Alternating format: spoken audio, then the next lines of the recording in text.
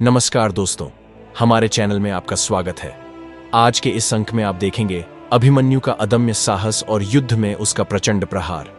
आप देखेंगे कैसे अभिमन्यु अपने शत्रुओं पर कहर बरपाता है और अंततः युद्ध के मैदान में वीरगति को प्राप्त होता है। यह रोमांचक और भावनात्मक कथा आपके हृदय को छू लेगी, तो हमारे साथ बने रहिए और देखिए महाभारत के इस महान योद्धा की अंतिम गाथा। अभिमन्यु के आक्रमण से कौरवों के मुंह सूख गए और आंखें बेचैन हो गईं। पसीने से उनके शरीर ढक गए और उनके रोंगटे खड़े हो गए। अपने शत्रु को पराजित करने में असमर्थ वे मैदान छोड़ने के लिए तैयार हो गए। अपने घायल भाइयों, पिताओं, पुत्रों, मित्रों और संबंधियों को छोड़कर उन्होंने अपने घोड़ों और हाथियों को पूरी गति से दौड़ाया और भाग गए। उन्हें टूटते और भागते देख द्रोण, अश्वत्थामा, बृहद्बल, कृपाचार्य, दुर्योधन, कर्ण और कृतवर्मा जैसे महारथी आगे बढ़े। कर्ण, जो तर्कस विद्या में निपुण, महान ऊर्जा से युक्त, अनुभव और गर्व के कारण निडर था, अभिमन्यु के खिलाफ आगे आया। अपने पुत्र के प्रति चिंतित दुर्योधन उसे बचाने के लिए उसके पीछे गया। अन्य महान रथी भी दुर्योधन का साथ देने के लिए आगे बढ़े। सभी ने अभिमन्यु पर तीरों की वर्षा कर दी। हालांकि अभिमन्यु ने अकेले ही उन्हें सूखे पत्तों की तरह कुचलना शुरू कर दिया। एक उग्र हाथी की भांति अर्जुन के पुत्र ने धृतराष्ट्र के पुत्रों पर कहर बरपाया। तभी लक्ष्मण ने अपने तीक्ष्ण तीरों से अभिमन्यु की भुजाओं और छाती पर प्रहार किया।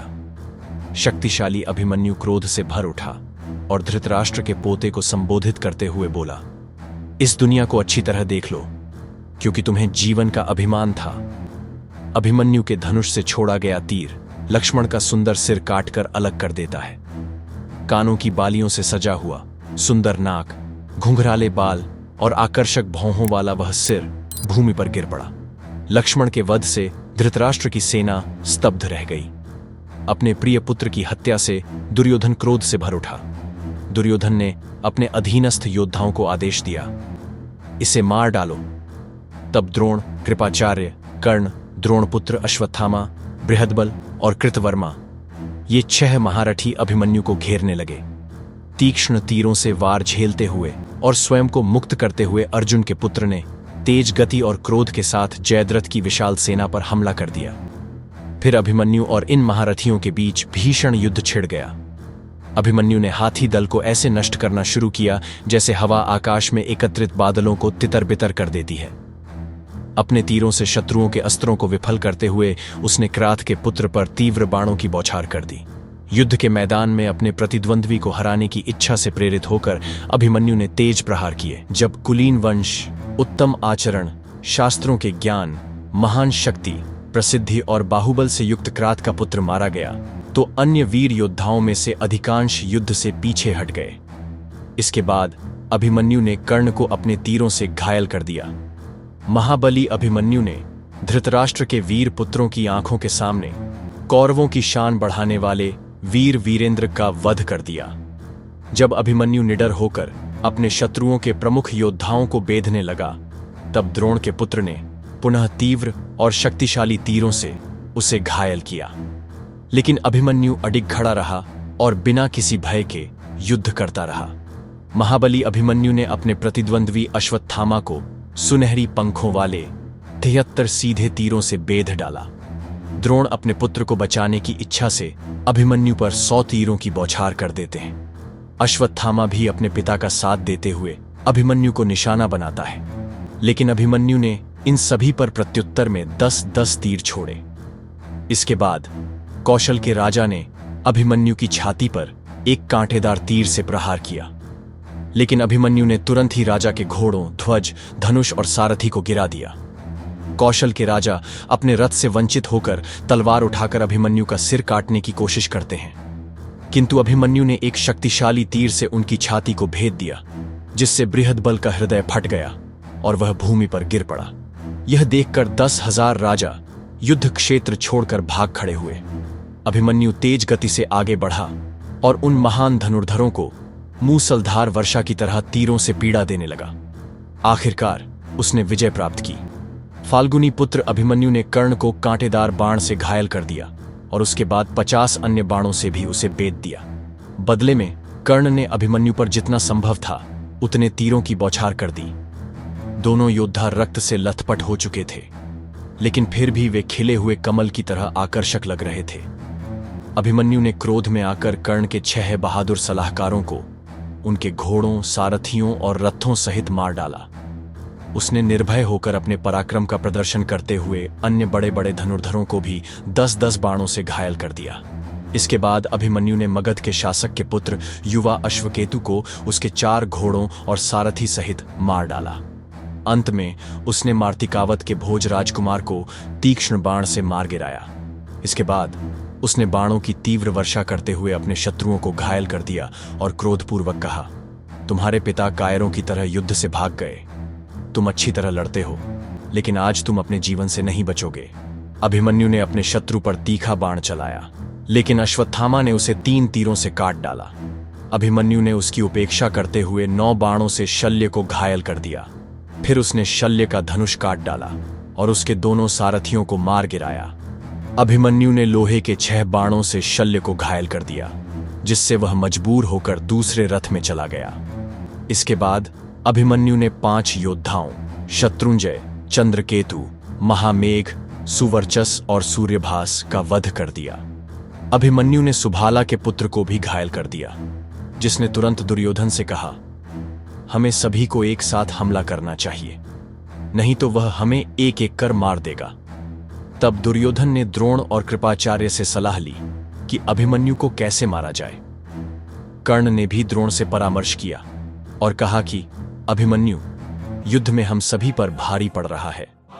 इसके बाद द्रोण ने एक ऐसी रणनीति सुझाई जिससे अभिमन्यु को एक चक्रव्यूह में फंसाया जा सकता था। एक ऐसा चक्रव्यूह जो बाहर से देखने पर केवल वृत्ताकार दिखाई देता था। भले ही वह मुझे परेशान करता है, लेकिन उसका कौशल मुझे प्रभावित करता है। उसमें और गांडीवधारी अर्जुन में कोई अंतर नहीं है। अभिमन्यु का कौशल युद्ध के मैदान को उसके तीरों से भर देता है और मुझे उसमें कोई दोष नहीं दिखता। अभिमन्यु के भयंकर बाणों के विरुद्ध संघर्ष करते हुए कर्ण ने द्रोण से कहा कि वह केवल कर्तव्य के कारण युद्ध में रुका हुआ है, क्योंकि बाण उसके हृदय को कमजोर कर रहे थे। द्रोण ने मुस्कुराते हुए उत्तर दिया, अभिमन्यु युवा और शक्तिशाली है। उसके पास उसके पिता द्वारा सिखाए गए अद्वितीय कौशल हैं और मैंने भी उसे प्रशिक्षित किया है। लेकिन यदि आप उसके धनुष की प्रत्यंचा काट दें, उसके घोड़ों और सारथियों को मार दें और उसे रथ और धनुष से वंचित कर दें, तो उसे हराया जा सकता है। द्रोण की सलाह पर कर्ण ने तुरंत अभिमन्यु के धनुष की प्रत्यंचा काट दी, जबकि वह तीर चला रहा था। कृतवर्मा ने उसके घोड़ों को मार डाला और कृपाचार्य ने उसके दोनों सारथियों को मार दिया। अब बिना रथ और धनुष के अभिमन्यु ने अपनी महान शक्ति और चपलता का प्रदर्शन करते हुए आकाश में छलांग लगा दी। लेकिन शक्तिशाली धनुर्धर सावधान थे और उन्होंने उसे बाणों से बींधना शुरू कर दिया। द्रोण ने शीघ्र ही अभिमन्यु की तलवार की मूठ काट दी और कर्ण ने तीक्ष्ण बाणों से उसकी ढाल नष्ट कर दी। रक्त से लथपथ और ऊपर उठा हुआ चक्र पकड़े हुए अभिमन्यु अत्यंत सुंदर और भयंकर लग रहा था, मानो अपने चक्र के साथ साक्षात वासुदेव के समान। जब वह युद्ध के मैदान में राजाओं के बीच खड़ा था, तो उसके खून से सने वस्त्र, भयंकर भौहें और तेजस्वी नेत्र चमक रहे थे। उसकी लहराती जटाएं और हाथ में रथ का पहिया लिए उसका तेजस्वी रूप देवताओं को भी भयभीत करने वाला था। चिंतित राजाओं ने उसके पहिए को टुकड़े टुकड़े कर दिया।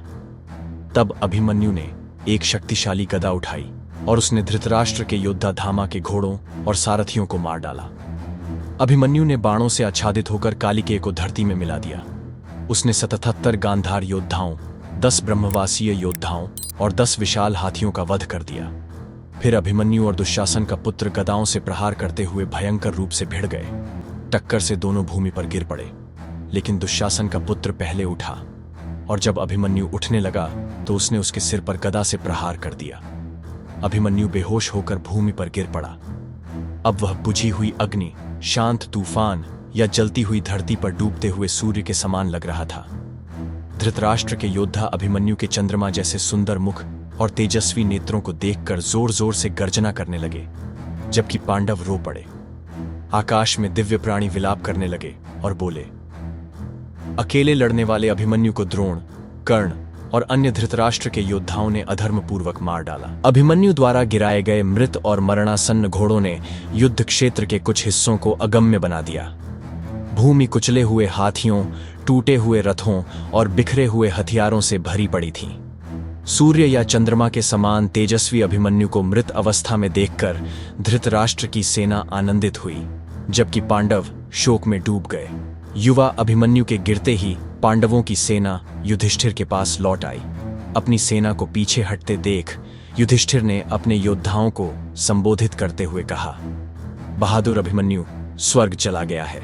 रुको और डरो मत, क्योंकि हम अभी भी अपने शत्रुओं को हराएंगे। ऊर्जा और वैभव से भरपूर राजा युधिष्ठिर ने अपने शोकग्रस्त सैनिकों को संबोधित किया और उनका उत्साह बढ़ाने की कोशिश की। अभिमन्यु धर्मियों के उज्जवल लोकों में पहुंच गया है। हमें उसके लिए शोक नहीं करना चाहिए। अगले एपिसोड में देखिए, जब अर्जुन को अभिमन्यु की वीरगति का समाचार मिलेगा तब वह क्या करेगा। यह जानने के लिए बने रहिए हमारे साथ।